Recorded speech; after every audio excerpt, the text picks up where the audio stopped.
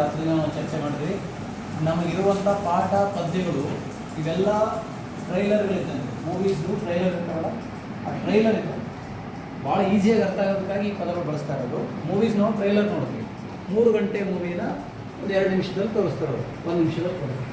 ಆದ್ದರಿಂದ ನಮಗೆ ಎಂಥದ್ದು ಏನು ಇದರ ಅವಶ್ಯಕತೆ ಎಷ್ಟಿದೆ ಅಂತೇಳಿ ತಿಳ್ಕೊಂಡು ನಾವು ಥಿಯೇಟ್ರಿಗೆ ಹೋಗಿ 5 ರೂಪಾಯಿ ಖರ್ಚು ಮಾಡಿ ನೋಡ್ತೀವಿ.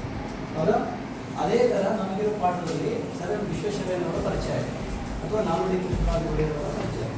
ಇವ್ರು ಇನ್ನೂ ಏನೇನು ಮಾಡಿದ್ರು, ಇವ್ರು ಈ ರೀತಿ ಮಾಡಬೇಕಾದಾಗ ಏನೇನು ಕಷ್ಟಗಳು ಅನುಭವಿಸಿದ್ರು, ಅದನ್ನು ಅವ್ರು ಯಾವ ರೀತಿ ಸಾಲ್ವ್ ಮಾಡೋದು, ಅದನ್ನು ಅವ್ರು ಯಾವ ರೀತಿ ಪರಿಹಾರ ಮಾಡ್ತಾರೆ, ಅವರು ಯಾವ ವ್ಯಕ್ತಿತ್ವದಲ್ಲಿರುವಂಥ ಯಾವ ಗುಣಗಳು ಅದನ್ನು ಸಾಲ್ವ್ ಮಾಡೋದಕ್ಕೆ ಸಹಾಯ ಮಾಡ್ತಾರೆ. ಇದೆಲ್ಲ ತಿಳ್ಕೊಬೇಕಾದ್ರೆ ನಾವು ಸ್ವತಃ ಪುಸ್ತಕಗಳನ್ನು ಓದಬೇಕು.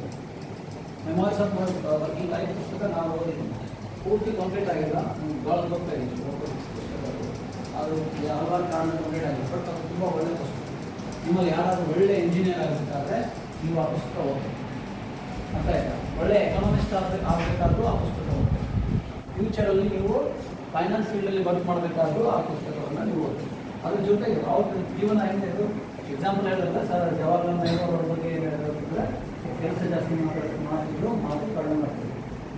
ಆ ಜೋಗ್ ಬಾಲ್ಸ್ ನೋಡೋಕೆ ಎಲ್ಲರೂ ಹೋದವರೆಲ್ಲ ತುಂಬ ಚೆನ್ನಾಗಿದೆ ಅಂತ ಹೇಳಿದ್ರೆ ಇವ್ರು ಹೋಗಿ ಇಷ್ಟು ಎನರ್ಜಿ ವೇಸ್ಟ್ ಆಗ್ತಾ ಇದೆ ಅಂತ ಯೋಚನೆ ಮಾಡಿ. ಆ ರೀತಿ ಥಿಂಕಿಂಗ್ ನಮಗೆ ಅವ್ರ ಜೀವನ ಓದೋದ್ರಿಂದ ಬರುತ್ತೆ. ನಮ್ಮಲ್ಲೂ ಎಲ್ಲೋ ಇರುತ್ತೆ, ಅದು ಆ್ಯಕ್ಟಿವೇಟ್ ಆಗ್ತದೆ.